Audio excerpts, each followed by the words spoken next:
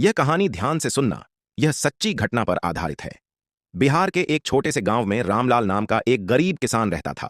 उसके पास खेती के लिए मात्र आधा बीघा जमीन थी और वहीं उसकी रोजी रोटी का सहारा थी। यह जमीन उसके पिता ने विरासत में दी थी, लेकिन प्राकृतिक आपदाओं ने उसकी खेती को बार बार बर्बाद कर दिया। रामलाल के परिवार में उसकी बूढ़ी माँ, पत्नी और 2 छोटे बच्चे थे। गरीबी इतनी थी कि कभी कभी बच्चों को बिना खाना ही सोना पड़ता। एक वक्त ऐसा भी आया जब घर में एक भी दाना नहीं था और उसकी पत्नी ने अपने गहने गिरवी रखकर अनाज खरीदा। वह दिन रात मेहनत करता, लेकिन किस्मत हमेशा उसे धोखा देती। गांव के बड़े जमींदार और साहूकार उसका मजाक उड़ाते, कहते, तू मेहनत से क्या करेगा, तेरी किस्मत में गरीबी लिखी है। रामलाल ने कई बार दूसरे किसानों की तरह पारंपरिक खेती करके देखा, लेकिन बिचौलियों और महंगे बीज खाद के कारण उसे कभी लाभ नहीं हुआ। धीरे धीरे वह कर्ज में डूबता चला गया। एक दिन जब गांव में भयंकर तूफान आया तो उसकी आधी खड़ी फसल तबाह हो गई। अब उसके पास कुछ भी नहीं बचा था। साहूकार ने कर्ज चुकाने के लिए उसके खेत को हड़पने की धमकी दी। रामलाल बुरी तरह टूट गया। उसे लगा कि अब कोई रास्ता नहीं बचा है। निराशा इतनी बढ़ गई कि उसने आत्महत्या करने की सोची, लेकिन तभी उसकी बूढ़ी मां ने उसे रोका और कहा, बेटा, हिम्मत मत हार, ने तुझे हाथ पैर दिए हैं, तू मेहनत करेगा तो एक दिन तेरा समय भी आएगा। इस बात ने रामलाल को अंदर तक झकझोर दिया।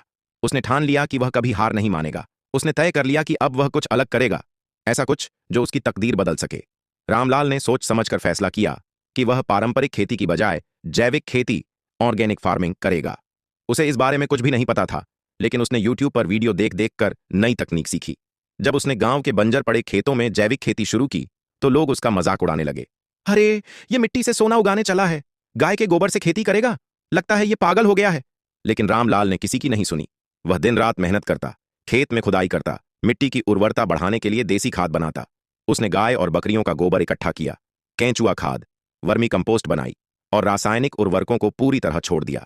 6 महीने बाद जब फसल तैयार हुई तो उसकी गुणवत्ता इतनी अच्छी थी कि शहर के एक व्यापारी ने ऊंचे दाम पर उसकी सब्जियां खरीद लीं।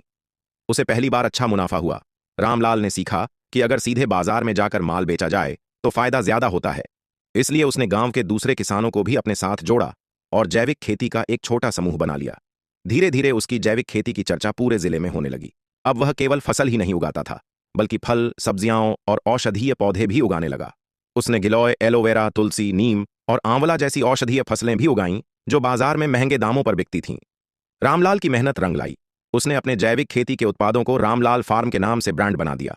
अब देश भर से लोग उससे ऑर्गेनिक उत्पाद खरीदने लगे। उसकी सफलता देखकर वही लोग जो पहले उसका मजाक उड़ाते थे, अब उससे सीखने आने लगे।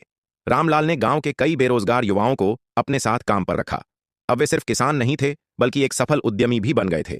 आज रामलाल सिर्फ एक किसान नहीं है, बल्कि वह पूरे गांव और जिले के लिए एक मिसाल बन चुका है। उसने किसानों को यह सिखा दिया कि अगर इंसान ठान ले तो वह अपनी तकदीर खुद बदल सकता है। उसका सपना अब सिर्फ खुद का नहीं था, वह चाहता था कि हर गरीब किसान अपनी जिंदगी संवार सके। उसने अपने गांव में जैविक खेती का एक बड़ा केंद्र खोला, जहां वह मुफ्त में किसानों को सिखाता कि कैसे बिना महंगे बीज और खाद के भी अच्छी खेती की जा सकती है।